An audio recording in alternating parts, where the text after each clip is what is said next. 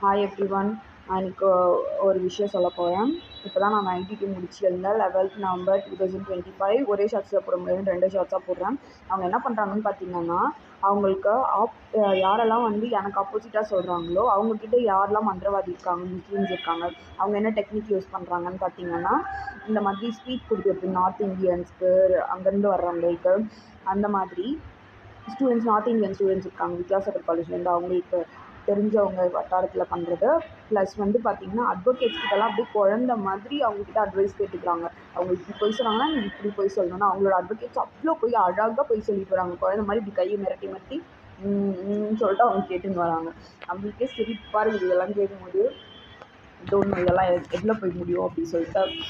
அதுக்கப்புறம் வந்து பார்த்திங்கன்னா நிறைய ஸ்டூடெண்ட்ஸ் வச்சும் இங்கே கூப்பிட்டு வந்துட்டு நான் எங்கே போனாலும் இங்கே வந்து ஹைகோர்ட்டு இது நடக்குது, இதுக்கு கோர்ட்டு அப்படின்னு சொல்லிட்டு பயங்கரமாக திட்டிருந்தாங்க அன்றைக்கி. அந்த பசங்கள்லாம் எங்கள் அண்ணாவுக்கு வந்துருந்தாங்க. எங்கள் அண்ணாவையும் பச்சை பச்சையாக பேசியிருந்தாங்க அந்த பொண்ணு எல்லாம் இவளுங்களே சொல்லிட்டு. எங்கள் அண்ணாவை அமுச்சு வச்சு அதுக்கிட்ட இருக்க காசு வாங்கிப்பான்னு சொன்னதும் இந்த நந்தினி தான்.